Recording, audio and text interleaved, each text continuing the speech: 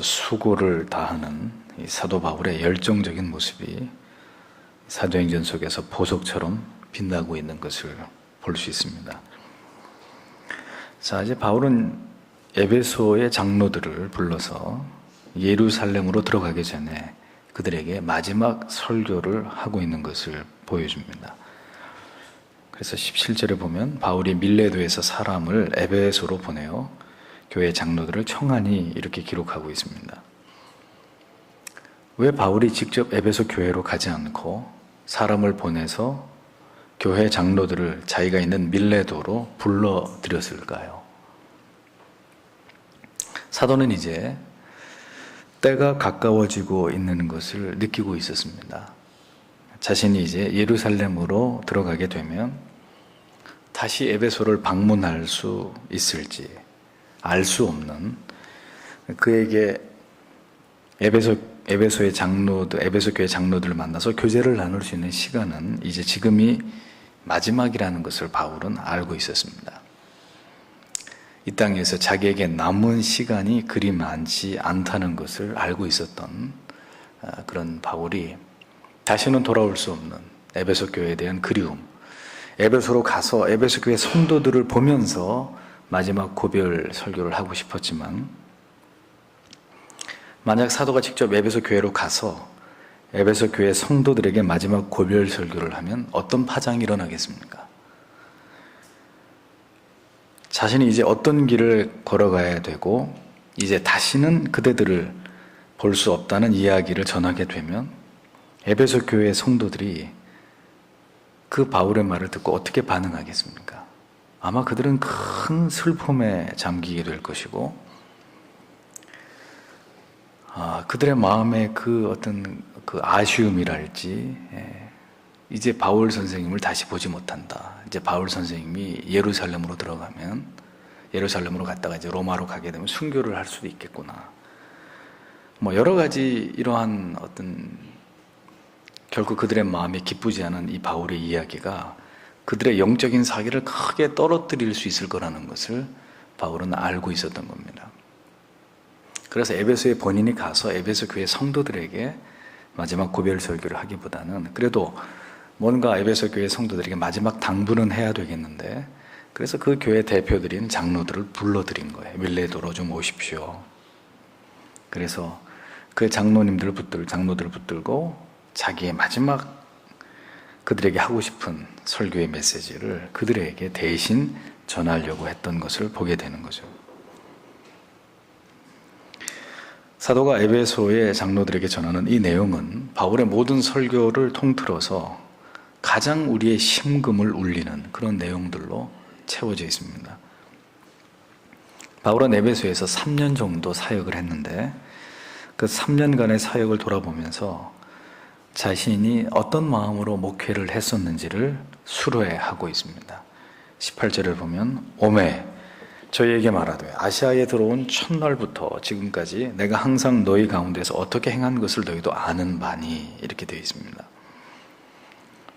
자신이 에베소에 처음 오게 된 그 순간부터 마지막까지 내가 어떻게 사역을 했는지 그대들이 이것을 다 알고 있지 않느냐, 이렇게 얘기를 합니다. 뭘 알고 있다는 거죠? 뭘 알고 있다는 겁니까? 사도가 얼마나 간절한 열심과 뜨거운 열정을 가지고 최선을 다해서 목회를 감당했는지를 너희가 다 지켜보지 않았느냐, 그런 얘기입니다. 하나님 앞에서 사도의 삶이 어떠했는지를 짐작하게 해주는 대목입니다. 아무나 이런 얘기를 할까요? 바울은 빌립보서 3장 17절에서 얘기하죠. 형제들아 너희는 함께 나를 본받으라, 이런 얘기를 합니다. 아무나 할 수 있는 말이 아니죠. 바울은 자신의 사역에 대해서 지금 스스로 자기를 높이 평가하고 있는 것이 아닙니다. 자신이 수고하고 애쓰면서 목회를 해왔다는 것에 대해서 생색을 내려고 하는 게 아니에요. 복음을 위해서, 교회와 성도들을 위해서 오직 교회의 머리가 되신 예수 그리스도를 높이는 그 일을 위해서라면 자신이 어떤 마음과 자세로 어떤 태도를 가지고 교회와 성도들을 위해서 최선을 다해서 목양을 했는지를 자신의 이야기를 하면서 이러한 마음과 태도와 정성으로 주님의 교회를 섬겨야 된다라는 이야기를 하고 싶었던 것입니다. 네. 그래서 내가 얼마나 수고했는지 나를 알아다오, 그런 차원이 아니라 이렇게 내가 너희를 위해서 쉬지 않고 에베소에 들어온 첫날부터 마지막 날까지 수고하고 애쓴 것을 너희들이 보았듯이 너희들도 그렇게 주님을 섬겨야 된다, 그 얘기를 하고 싶었던 겁니다. 성도 여러분, 누군가는 본을 보여야 합니다. 본을. 물론 우리에게는 우리의 대스승이 되신 예수 그리스도께서 계시지만, 그분만이 우리의 스승이시지만, 누군가는 말이죠, 어떻게 하나님을 섬기는 것이 하나님을 진심으로 기쁘시게 하는 것인지, 어떻게 믿는 것이 과연 진리를 쫓아가는 삶인지, 어떤 핍박과 희생과 반대가 있어도 이것과 부딪히면서 하나님이 기뻐하시는 일을 이루어 나가는 것이 옳은 것인지를 누군가는 말뿐이 아닌 삶으로 보여주는 자들이 있어야 된다는 거죠. 어디에요? 교회 안에는. 예수를 본받으십시오. 너무 막연한 이야기입니다. 누군가는 그 교회의 역사가 오래되면 오래됐을수록 정말 예수를 어떻게 믿느냐고요? 저분을 보면 알 수 있습니다.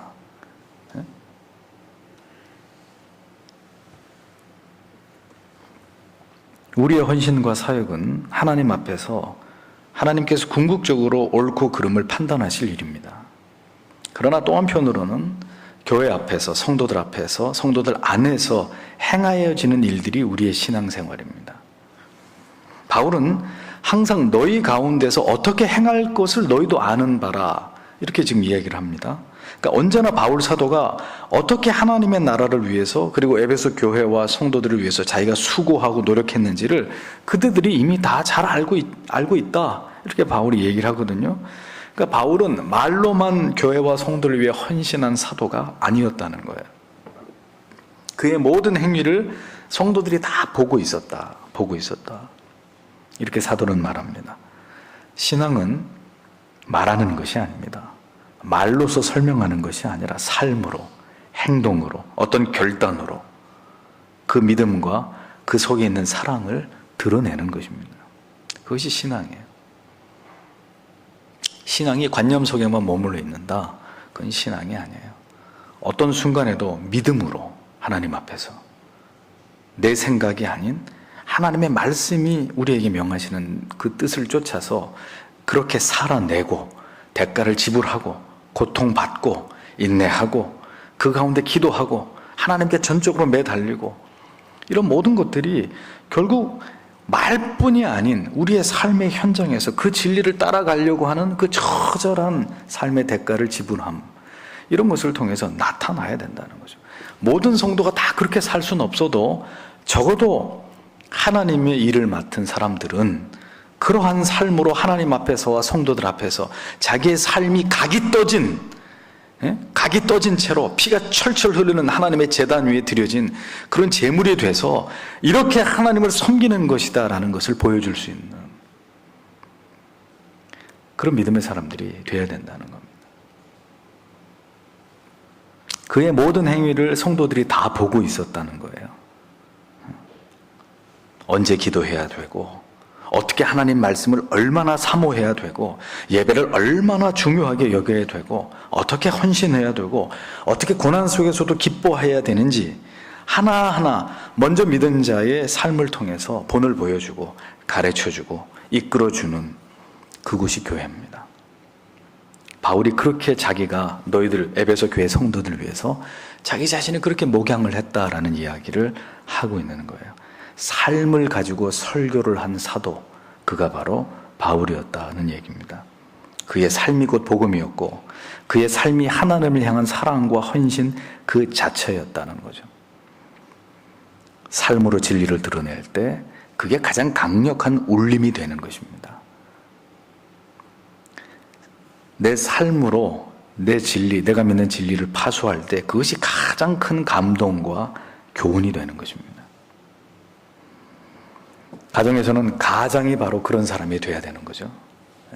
책임을 지고 하나님의 말씀을 붙들고 타협하지 않고 바른 길을 가려고 하는 사람이, 가장이 그런 사람이 돼야 되는 것이고, 교회에서는 영적인 지도자가 어떠한 것에도 타협하지 않고 하나님의 진리를 붙들고 이렇게 믿는 것이 바른 믿음이다라는 것을 보여줘야 되는 것이고, 교회를 이끌어 나가는 직분자들이 그런 위치에 있는 자들이 돼야 된다는 겁니다. 그래야 너희는 나를 본받으라 이렇게 하면서 성도들을 이끌어갈 거 아니겠습니까? 사도 바울처럼. 이 시대에도 사도 바울 선생님처럼 이렇게 나를 본받으라, 너희가 내가 어떻게 섬겨왔는지를 다 알지 않느냐, 이렇게 담대히 외치면서 참으로 올바른 신앙의 귀감이 되고 기준이 되고 기둥이 되어줄 만한 그런 교회에 있어서 재산 같은 이런 귀한 일꾼들이 여러분 가운데 나와야 되는 거예요. 정말 본받고 흠모할 만한 그런 믿음의 사람들. 예수 그리스도께서만이 우리의 영원한 스승이 되시지만, 다시 말씀드립니다, 교회 안에서는 이렇게 그리스도를 모범적으로 신앙하는 많은 성도들의 본이 될 만한 성숙한 믿음을 가진 성도님들도 많이 일어나셔야 돼요. 그래서 그들을 보면서 젊은 사람들이 그 뒤를 따라가고, 믿은 지 얼마 안 되는 사람들이 저분처럼 예수 믿는, 저분처럼 예배 드리는 거구나, 저분처럼 이렇게 헌신하면 되는 거구나. 바울이 에베소 교회에게 그러한 훌륭한 영적인 멘토가 되어줬던 것처럼 그런 역할을 이제는 다음 세대들을 위해서 감당하실 수 있는 그런 분들이 되시기 위해 노력하셔야 되는 겁니다. 우리 자녀들에게도 우리가 이렇게 사도처럼 말할 수 있었으면 좋겠습니다. 내가 평생을 이 교회를 위해서 어떻게 헌신하고 눈물로 섬겨왔는지를 너희들이 다 알지 않느냐, 너희들이 다 알 것이다, 이렇게 자신 있게 말할 수 있는, 이 엄마가, 이 아버지가 얼마나 주님의 교회를 사랑하고 믿음으로 살기 위해서 애를 쓰면서 살았는지를 너희들이 내 곁에서 다 지켜보지 않았느냐, 성도들이요 그대들이 지켜보지 않았습니까? 이렇게 말할 수 있는, 그렇게 말하면서 나는 이제 그렇게 섬기다가 당신들보다 먼저 주님의 품으로 돌아갑니다.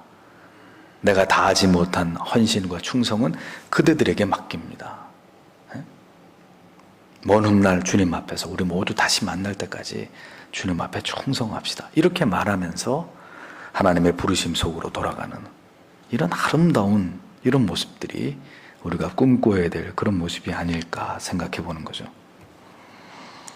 우리에게 교회란 그런 곳이어야 합니다. 평생을 섬기면서 그 섬김의 아름다운 자취와 흔적을 후대에 남겨주고, 그리고 주님의 품으로 돌아가는 곳.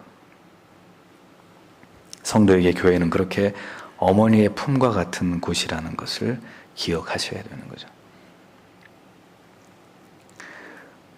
교회를 새로 지으면 사람들이 교회 의자를 다 바꾸잖아요. 다 바꾸치게 합니다. 그거는 옳지 않은 것 같아요. 이 예배당의 의자들이 그냥 의자가 아니잖아요. 이 의자에 앉아서 내 할머님이 눈물로 기도하시던 의자, 내 어머님이 눈물로 기도하시던 그 눈물 자국들이 묻어있는 의자, 재산이에요, 재산. 새 의자, 요즘에는 극장에 혼자 하는 이런 의자들로 새로 지는 예배당의 의자들 좌석을 그렇게 다 바꿉니다. 너무 편하니까 혼자 편안한 자리에 앉아서 예배드리라고. 하나는 없고 하나는 잃어버리는 거예요. 고색 창이난 나무 의자, 시꺼멓게 때가 묻어있고, 그게 다 성도들의 눈물에 떼고 손 떼고, 그런 것이 교회라고 생각합니다. 아름답고 화려하고 멋들어진 그런 교회만 교회가 아니고, 역사와 전통을 자랑하는 그 아름다운 신앙과 그 섬김의 자취를 남겨놓는 그런 예배당. 바울은 구체적으로 자신이 어떻게 에베소에서 목회를 했었는지를 이제부터 이야기를 합니다. 자신의 목회의 중심이 무엇이었는지를, 사도가 무엇을 가장 중요하게 여기면서 목회를 했는지, 그 목회의 핵심 가치가 무엇인지 그의 고별 설교 속에서 이것을 드러내고 있는 것을 보여줍니다. 19절에 곧 내가 어떻게 너희들을 에베소 교회와 성도님들을 위해서 섬겼느냐를 이야기하면서 바울이 얘기합니다. 곧 모든 겸손과 눈물이며 이렇게 얘기합니다. 바울 목회의 핵심이 뭐였다는 거죠? 겸손과 눈물, 그리고 유대인의 간계를 인하여 당한 시험을 참고 주를 섬겼다. 그러니까 19절에 나타나는 바울 목회의 핵심 가치 세 가지: 겸손, 눈물, 인내. 내가 그렇게 3년 동안 에베소에서 목회를 했다, 그 얘기입니다. 첫째는 겸손이죠. 언제나 하나님 앞에서 내 자신이 얼마나 부족하고 초라한 존재인지를 잊어버리지 않는 것입니다. 겸손하십시오. 그렇게 해서 겸손하는 게 아니잖아요. 바울은 자신을 뭐라고 얘기하죠? 나는 죄인 중에 괴수다. 하나님의 교회에서 가장 작은 자보다 더 작은 자이다. 그렇게 자기를 표현하지 않습니까? 이런 올바른 자기 자아에 대한 의식이 있어야 끝까지 교만하지 않고 자고하지 않고 변질되지 않을 수 있는 거예요. 나는 죄인이다. 바울이 그랬습니다. 어느 한순간도 그 자신이 그리스도께로부터 받은 어떤 사랑과 은혜에 대해서, 내가 체험한 그 은혜와 사랑이 어떤 것인지에 대해서 한시도 잊지 않았던 사람이 사도 바울입니다. 겸손하세요. 그래서 겸손하는 건 겸손이 아니에요. 원래부터 겸손한 사람, 그것도 겸손이 아니에요. 신자에게서 하나님이 요구하시는 겸손이란 자기 자신이 주님 앞에서 언제까지나 죄인 중에 괴수라고 하는 깊은 자기 실존에 대한 찔림과 깨달음에서 비롯되는 겸손, 나 같은 죄인 살리신 그 은혜 놀라와 잃었던 생명 얻었고 영생을 얻었네. 늘 나를 바라볼 때 이 교회에서 내가 제일 죄인이다. 모든 성도들 가운데 내가 가장 큰 죄인이다. 그것이 진정한 겸손의 뿌리입니다. 무조건 자기를 낮추는 게 겸손이 아니라 겸손할 수밖에 없는 이유와 원인이 그의 마음속에 깊이 새겨져 있는 사람의 겸손, 그게 진정한 겸손이라는 거죠. 겸손하라고 해서 그의 겸손이 안 되는 겸손이 되겠습니까? 안 되죠. 낮아질 수밖에 없는 이유, 나는 결코 그리스도 앞에서 높아질 수 없는, 높아져서는 안 되는 명백한 이유가 그 가슴에 새겨져 있어야 어떤 순간에서든지 겸손하게 하나님만을 높이는 그런 인생을 살지 않겠습니까? 그런 사명의 길을 걸어가지 않겠습니까? 바울에게는 그 겸손이 있었다는 거죠. 두 번째, 바울의 목회는 눈물의 목회였습니다. 언제나 내 자신부터 하나님께 갚을 길이 없는 은혜와 사랑을 입은 자라는 사실을 우리가 망각하게 될 때, 그때부터 우리가 넘어지기 시작하는 겁니다. 사도 바울은 마지막 순간까지 사람이 볼 때가 아니라 하나님이 보시기에 그가 성공적인 목회를 할 수 있었던 이유,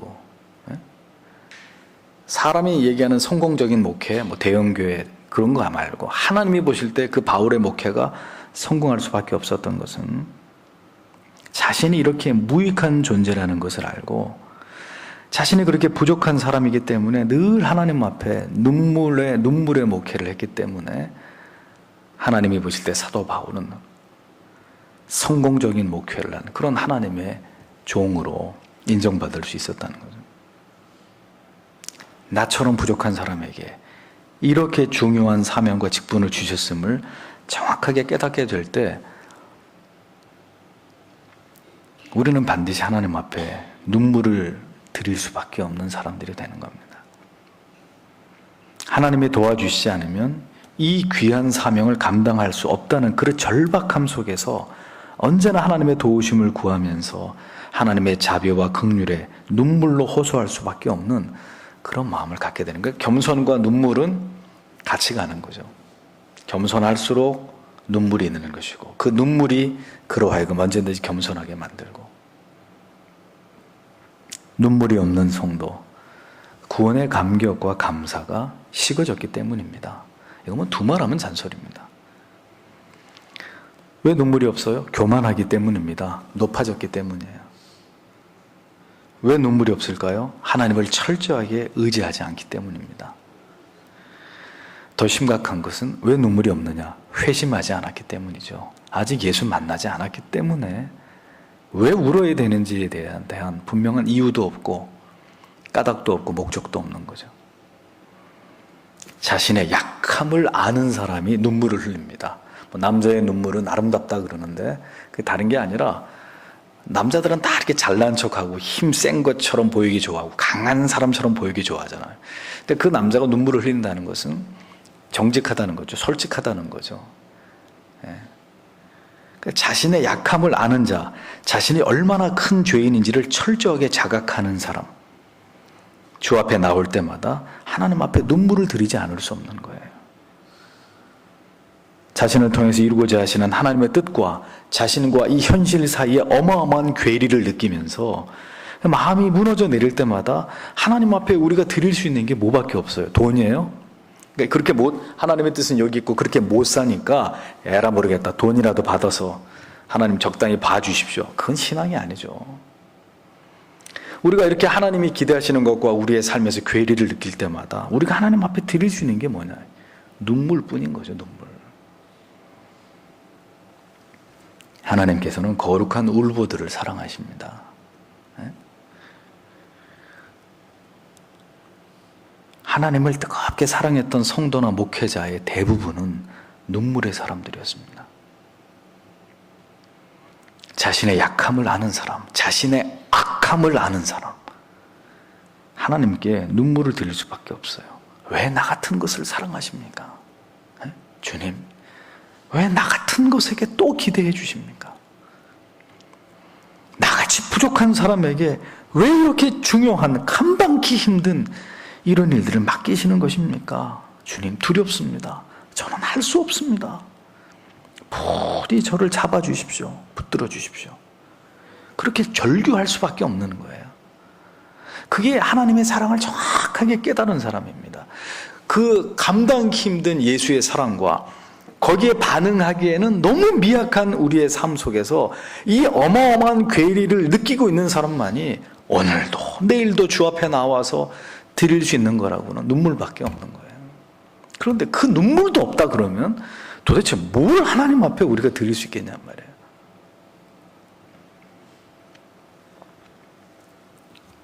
힘겹고 지치고 자신에게 실망하게 될 때마다 하나님께 너무 죄스러워서 눈물이 흐를 수밖에 없는 그런 순수한 신앙과 마음이 우리에게 있어야 될 것입니다. 교회 때문에 울고, 성도님들 때문에 울고, 우리 안에 있는 죄성 때문에 울고, 구역 식구들 때문에 울고, 잘 변화되지 않는 자녀들 때문에 울고, 지도하는 학생들 때문에 울고, 그들의 무쇠같이 단단한 영혼 때문에 하염없이 눈물을 흘리고 가슴을 치면서 기도하는 그런 목사, 교사, 구역장님들, 기관장님들이 될 때 그 교회는 생명의 역사가 일어나는 거예요. 회심의 역사가 끊이지 않는 살아있는 교회가 되는 거죠. 살아있는 교회. 사도의 목회는 인내의 목회였습니다. 신앙의 90%는 인내입니다. 바울이 얘기하잖아요. 유대인들의 간계를 인하여 당한 시험을 참고 주를 섬긴 것. 사명자의 길에는 언제든지 사단의 회방과 시련과 핍박이 있는 법입니다. 사도 바울 보세요. 가는 곳마다 유대주의자들이 따라 붙어가지고 괴롭히고 또 복음을 전하는 현장에 그것을 회방하는 사람들이 나타나가지고 또 바울을 괴롭히고 좌우지간 편안한 가운데서 복음을 전한 일이 며칠 안 돼요. 별로 안 된단 말이에요. 가는 곳마다 협박과 생명의 위협을 받고 고난을 겪으면서 그러는 가운데서도 그가 열심히 주님을 섬겼던 것을 우리가 보지 않습니까? 그러니까 우리가 가는 길에 고난과 핍박이 있다는 것은 뭘 뜻하죠? 우리가 가고자 하는 이 길이 하나님 보시기에 옳은 길이기 때문이라는 그런 믿음이 우리에게 필요합니다. 우리가 가고자 하는 이 길이 하나님을 기쁘시게 하는 길이 아니면 고난 없어요. 잘 돼요. 모든 게 잘 돼요. 재정도 넉넉해지고. 우리가 가는 길이 마귀들을 두렵게 하는 길이고 우리가 감당하고자 하는 사명이 어둠의 세력들을 깨트리는 일이기 때문에 그러한 일에 헌신하면 헌신할수록 앞장서면 앞장설수록 그런 교회와 목회자와 성도에게는 계속해서 마귀가 그것을 찍어 넘어뜨리게 하려고 시련과 핍박을 가할 수밖에 없는 겁니다. 그래서 사도는 고난으로 점철된 사명의 길을 걸어갔던 거예요. 성경에 나오는 선지자와 사도를 통틀어서 사도 바울만큼 고난을 겪은 사람이 어디 있습니까? 성경에. 숱한 죽음의 위험을 넘기고 강의 위험, 강도의 위험, 바다의 위험, 40에 하나 가만 49대에 해당되는 매를 여러 차례나 맞고 왜 그렇게 힘든 인생을 살았겠냐고요. 우리가 생각할 때 하나님이 그렇게 사랑하는 종 같으면, 하나님이 그렇게 사랑하는 종 같으면은, 진짜 모든 것에 있어서 부족함이 없고 형통하고 편안한 가운데 복음을 전했어야 될 텐데, 왜 유독 그렇게 힘들고 지치고 고통스러운 길을 걸어가면서 사명을 감당하게 했을까? 하나님이 그렇게 사랑하는 종인데, 좀 아이러니컬하지 않으세요? 하나님이 사랑하면 복을 줘야지.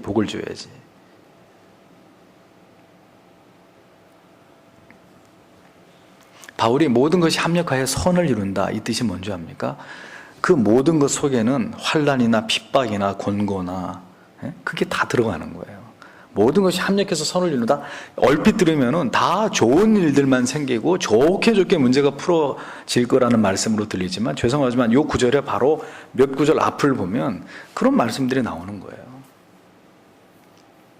그러니까 하나님이 합력해서 선을 이룬다는 건 그 합력 속에는 우리가 이 땅에서 겪어야 될 많은 고난과 고통과 불이익과 핍박과 억울함과 이런 것들이 다 들어간다는 거예요. 그 모든 게 다 버무려져서 마침내 하나님이 원하시는 신앙의 모습, 원하시는 결과물을 만들어낸다는 뜻입니다. 좋게 모든 게 좋게 다 풀려가지고 잘 될 거다. 그런 뜻이 절대로 아니라는 거죠. 그 말씀은. 바울은 디모데에게도 디모데서 4장 2절에서 범사의 오래 참음을 권면하고 있는 것을 보여줍니다. 길게 목회한 건 아닙니다만 저도 신앙에서도 목회에서도 가장 필요하고 중요한 것은 오래 참는 것이라는 것을 조금씩 깨달아갑니다.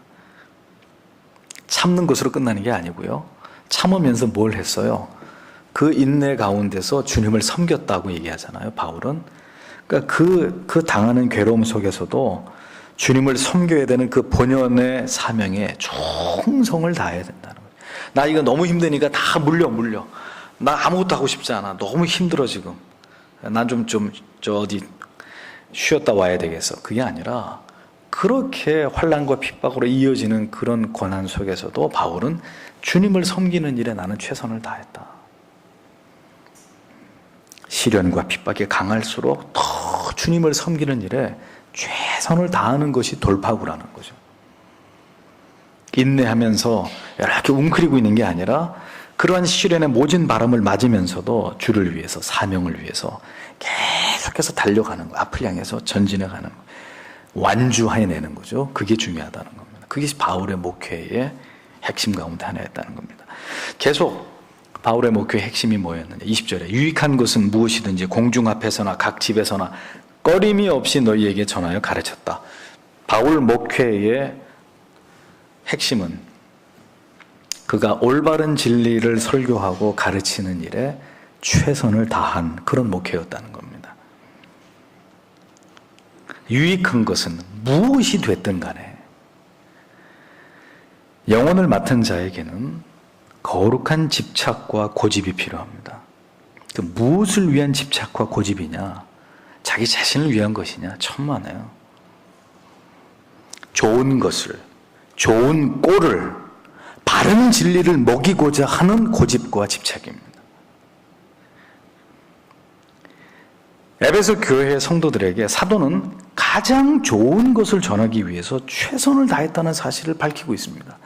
무엇이든지 유익한 것은 그게 어떤 것이 됐든 간에 진리 안에서 반드시 전해야 될 정말 중요한 말씀이라고 생각되는 것들은 바울이 다 찾아가지고 공중 앞에서나 각 집에서나 공중 앞에서는 뭐죠? 설교를 말합니다. 각 집이라는 건 뭐죠? 집집마다 찾아다니면서 신방을 다니면서 말씀을 가르쳤다는 거죠. 너희에게 이것을 전하고 가르쳤다고 얘기하는 겁니다. 유익한 거라는 건 뭐겠어요? 무엇에 대한 유익을 이야기하는 걸까요? 참된 신앙을 위한 유익을 말합니다. 참된 구원을 위한 유익을 말합니다. 올바른 성화를 위한 하나님의 말씀 하나라도 더 바르게 정확하게 전하기 위해서, 또 잘못된 믿음을 교정하기 위해서 얼마나 많은 그 당시 거짓 교사들과 이단들이 있었습니까? 뿌려놓으면, 말씀 뿌려놓고 어디 갔다 오면 또 거짓 교사들이 엉망으로 만들어 놓고, 또 와서 바르게 세워놓고 바울이 떠나면 또 거짓 교사들이 와서 또 신앙을 다 헤집어 놓아버리고, 잘못된 믿음을 교정하기 위해서 사도는 최선을 다해서 그는 하나님의 말씀을 전했다고 수뢰하는 것입니다. 유익한 것이라면, 그게 바른 것이라면, 더 성경적인 것이라면, 그게 무엇이 됐든 간에 열심을 다해서 성도들에게 가르치고 설교하고 깨닫고자 거기에 최선을 다했던 사도, 그런 사도의 가르침을 받은 성도들 얼마나 행복한 사람들이었을까요? 그렇게 3년이나 이 사도 바울이 유익한 것만 골라가지고 정말 바른 꼴을, 싱싱한 것들만 골라가지고 몸에 좋은 것들만 골라가지고 엄선해서 가장 좋은 재료를 가지고 요리를 해서 그때마다 너희들에게 줬다는 거예요. 대충 그냥 여기저기 그냥 뭐 먹다 버린 거 이런 거 주워 모아가지고 그렇게 해서 먹인 게 아니라 엄선해서 가장 유익한 것들을 찾고 또 찾아가지고, 그렇게 그 자신이 설교하고 가르쳤다고 얘기합니다. 여러분, 제가 목회를 대충 하기를 원하십니까? 그냥 대충 좋은 게 좋은 거다. 그냥 여러분 비유 안 건드리고 여러분 기분 안 나쁘게 하고 그냥 좋은 말만 해가면서 다 잘 될 테니까 걱정하지 말라고, 그렇게 하기를 원하십니까? 아니면 목사가 물러나는 그 순간까지 최고의 꼴을 먹이기 위해서 연구하고 또 연구하고 기도하고 또 기도하는 그런 목회를 하기를 원하십니까? 그러니까 기도해 주셔야 돼요. 기도해 주셔야 돼요. 유혹거리가 얼마나 많습니까? 성도님들에게도 목사에게도 유혹거리들이 얼마나 많아요, 세상에서. 한순간만 고개 이렇게 돌리면 목회 대충 설렁설렁 하면서, 놀기 좋아하는 목사들하고 테니스 치러 다니고 뭐 하러 다니고 구경 다니고, 설교는 대충 인터넷 해가지고 좋은 설교 이리 뺏기고 저리 뺏겨가지고 대충 할 수 있잖아요. 전혀 연구 안 하고 맨날 했던 얘기 또 하고, 한 3년 전에 했던 것도 슬그머니 꺼내가지고 대충 바꿔서 또 설교 얼마든지 할 수 있단 말이에요. 그렇게 자기 양심 속여가면서 대충 먹일 수 있단 말이죠. 대충.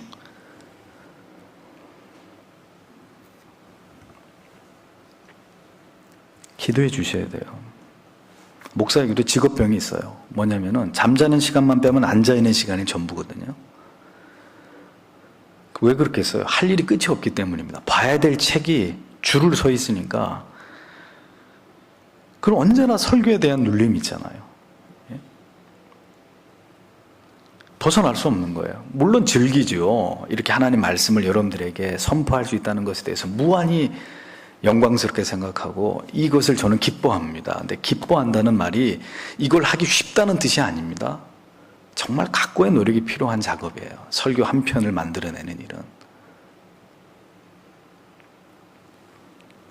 그런데 저라고 이거 쉽게 하고 싶은 생각이 안 들겠냔 말이죠. 하루 이틀 하다 말 것도 아닌데. 그러니까 건강을 잃어가면서까지 꼭 이렇게 해야 되느냐? 이렇게 해도 변하지도 않는데, 이렇게 해도 교회가 속히 뭐 이렇게 달라지는 것도 없는데, 그 이렇게까지 언제까지 이렇게 해야 될까? 이런 유혹 안 받을 것 같습니까? 그냥 쉽게 가자.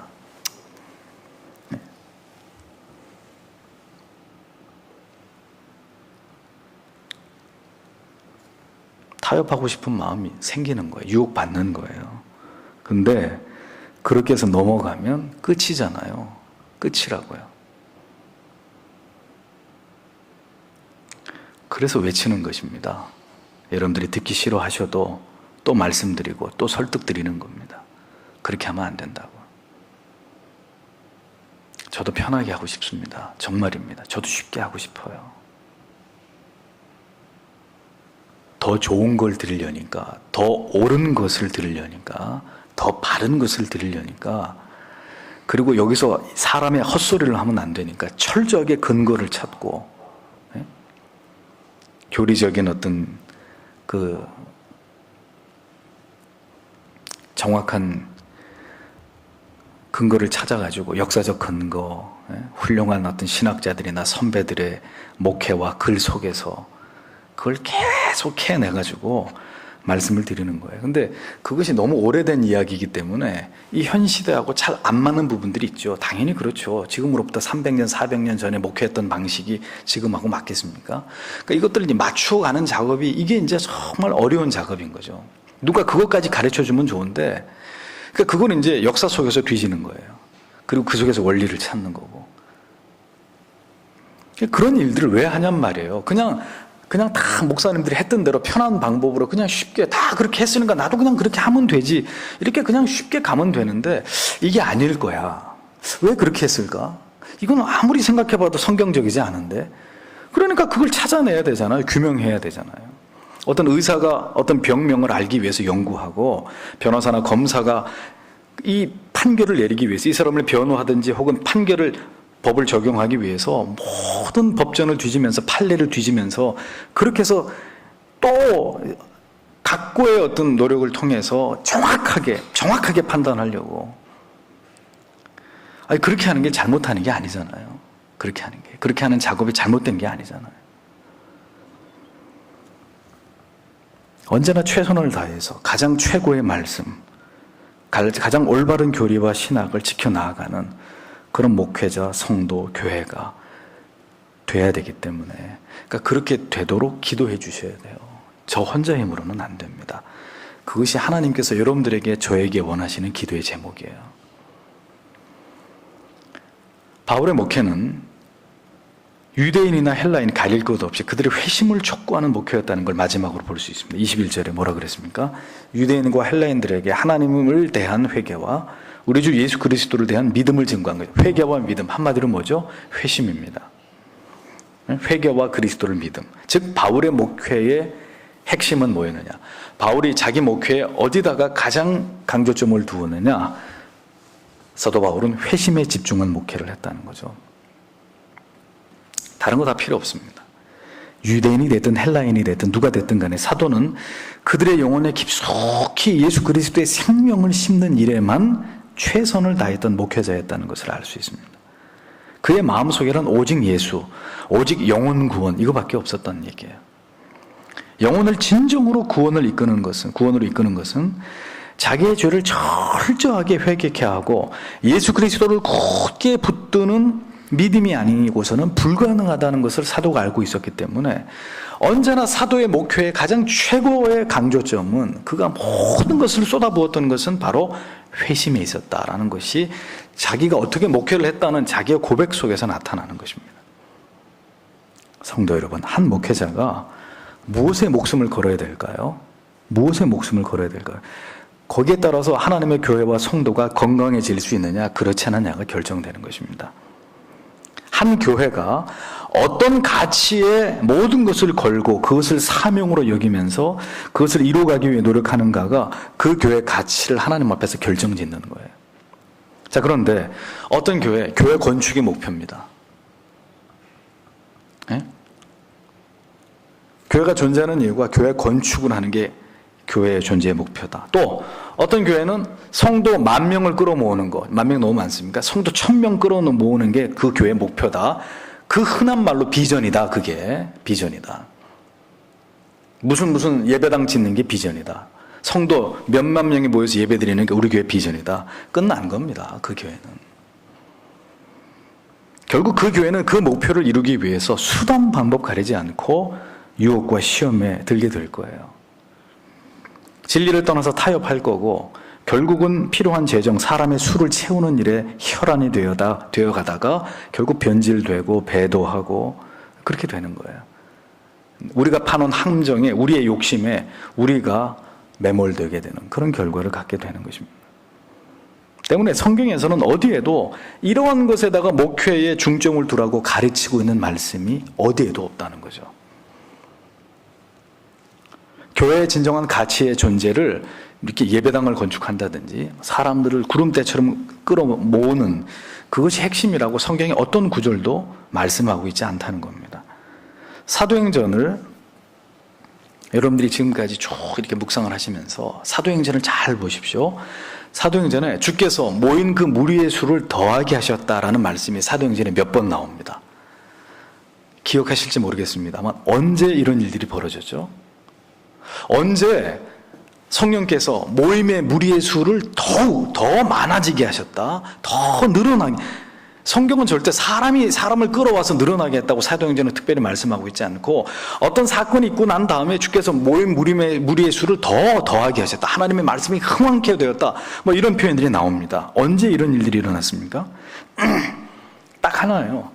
하나님의 말씀이, 복음이 선명하게 전파되고 성도들이 회심의 역사가 일어나고, 이런 본래적 가치에 교회와 사도와 성도가 충실할 때 하나님께서 그 모임의 무리의 수를 하나님께서 더하게 하셨다, 이렇게 말씀하지, 사람이 사람들을 끌어와가지고 교회를 부흥케 했다, 성경에 그런 말씀이 없단 말이에요. 특별히 사도행전에는.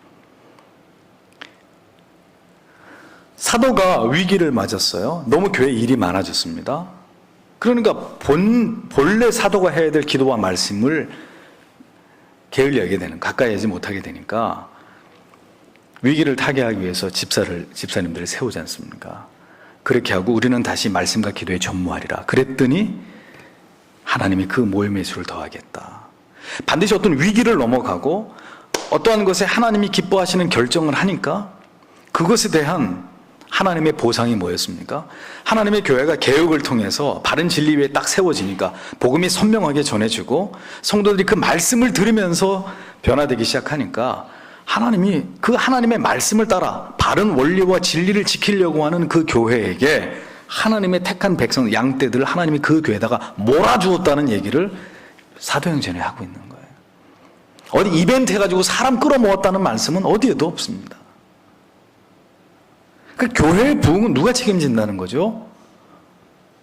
재주 좋은 목회자에게 달려있다는 겁니까? 아니에요. 그렇게 해서 나타나는 모든 부흥은 가짜예요. 그 목사가 그 교회 떠나면 교회들 다 빠져나가요. 그 목사가 어느 날 스캔들 일으키면 교회는 풍지박산 나는 거예요. 사람 때문에 온 사람은 사람 때문에 시험 들어서 나가요. 교회가 부흥되는 원리는 목회자와 성도님들이 하나님의 말씀 붙들고 바른 원리를 따라가고자 세상의 가치관과 겨루면서 어려움과 고난과 한판 승부를 벌리면서 이 바른 가치 굳게 붙들고 하나님이 하신다, 하나님이 역사하신다, 하나님이 부흥케 하신다, 그거 믿고 정면 승부하는 거예요. 하나님이 그 믿음을 보시고 그 교회에 됐구나, 너는 죽었다 깨어나도 내 말씀만 붙들고 가는구나, 나만을 믿고 의지하는구나, 하나님 그거 확인하시면 하나님이 자기 양떼들 그 교회에다가 몰아주는 거예요. 내가 어디를 보내겠냐, 내 양떼들을 내가 너희에게 다 몰아줄 것이다. 그렇게 해서 하나님의 교회가 성장하는 것입니다. 인위적인 방법과 수단을 가지고 우리가 사람 끌어오는 거 아니에요. 그건 하나님의 성경의 방법이 아니에요. 어디 냄비 준답니다, 우리 교회 갑시다, 우리 교회 총동원 주일에 같이 따라갑시다, 그런 방법 아니란 말입니다. 어떤 진리를 따르고 굳게 붙들 것인가에 따라서 얼마나 올바른 신앙을 지키고 올바른 구원과 성화에 이를 수 있는지가 결정된다는 것 기억하셔야 됩니다. 목회자가 이러한 성경이 말씀하고 있는 목회의 본질에 집중하지 않게 되면 어떻게 될까요? 결국 그 교회는 변질되게 되어 있습니다. 성도의 신앙은 뒷걸음질 치는 일이 일어나게 되어 있습니다. 3년이란 시간 동안 에베소 교회를 목양했던 사도는 지금 자기가 어떤 목회 원리에 충실했는지를 에베소 교회 장로들에게 자기가 고백합니다. 내가 이렇게 3년간 당신들을 위해서 이러한 원리를 붙들고 목회를 해왔어, 이렇게 얘기를 하고 있는 거예요. 목사의 목표는 하나님께서 기뻐하시는 목회를 하는 것이고, 하나님께서 기뻐하시는 교회가 되게 하는 것이고, 하나님께서 기뻐하시는 성도가 되게 하는 것입니다. 다른 것은 관심 없습니다. 바울처럼 목회하다가 죽었다 깨어나도 따라갈 수 없는 분이시지만, 정말 바울 사도께서 오늘도 이렇게 목회하라 하고 이 설교를 준비하는 목사에게 얘기하시는 거예요. 이렇게. 저도 이 바울 선생님처럼 목회하다가 하나님께로 가고 싶을 따름입니다. 그렇게 할 수 있도록 여러분들께서 도와주셔야 돼요. 도와주셔야 돼요. 이 목회의 신념과 철학을 끝까지 굳게 지키고 갈 수 있도록 여러분들이 협력해 주셔야 됩니다. 그렇지 않으면 이것을 향해 이 가치를 위해서 갈 수 없어요. 계속 목회자는 가려고 하고 여러분들은 안 따라오시려고 하고, 그러면 교회가 어떻게 되겠습니까? 또 반대로 성도님들은 진리를 따라가려고 하는데 목회자가 이상한 대로, 자꾸 삐딱한 대로 여러분들을 끌고 가려고 한다. 자, 이러면 교회가 어떻게 되겠냐고요. 목회자도 성도님들도 성경이 우리에게 말씀하는 그 가치를 향해서 함께 손을 잡고 한 마음이 되어서 그것을 향해 가려고 해야 정말 성경이 우리에게 말씀하고 있는 참된 은혜가, 축복이, 영적인 부흥과 각성과 회심의 역사가 오늘 이 시대에도 일어나는 그런 교회가 되지 않겠습니까? 제가 뭐를 여러분들에게 다른 것을 요구하거나 여러분들에게 강요하겠습니까? 그것이 여러분 자신을 위한 길이고 이 교회의 미래를 위한 길입니다. 그것이 우리의 참된 구원을 이루어가는 길이라는 것. 언제나 저는 이 원칙에 따라서 목회하려고 굳게 마음을 먹어야 되고, 여러분들께서는 그 목회의 원칙을 따라서 끝까지 목회를 할 수 있도록 응원해 주시고 도와주시고, 목회자가 변질되지 않도록 기도해 주시고, 그렇게 섬기다가 가는 겁니다. 그냥 다른 건 뭐 더 바랄 게 이거대로만 목회를 잘 해도 저는 하나님 앞에 가서 칭찬받을 거예요. 여러분들은 그렇게 믿음 생활 했다는 그 이유 때문에 역시 하나님 앞에 갔을 때 칭찬과 상급을 받는 성도님들이 되실 것입니다. 오늘도 여러분들이 섬기는 교회가, 또 여러분들을 이끌어가는 목회자가 이 바울 사도께서 말씀하고 있는 이 목회적 원리에 충실한 목사, 충실한 교회, 그것을 충실하게 쫓아가는 우리의 믿음이 되게 해달라고 기도하십시오. 이것을 굳게 지켜가는 한 하나님이 반드시 회원교회와 함께 하시고, 이것을 따라가려고 하는 여러분들과 함께 하시고, 마침내 때가 되었을 때 하나님께서 초대교회에게 부어주셨던 그런 놀라운 은혜와 역사들을 하나님이 이 교회를 통해서도 이루어 나가실 줄 믿습니다. 오늘도 그 믿음으로 주님 앞에 이것을 붙들면서 주님을 섬기는 저희들이 되게 해달라고 간절히 기도하시고 돌아가시기를 바랍니다. 기도하겠습니다.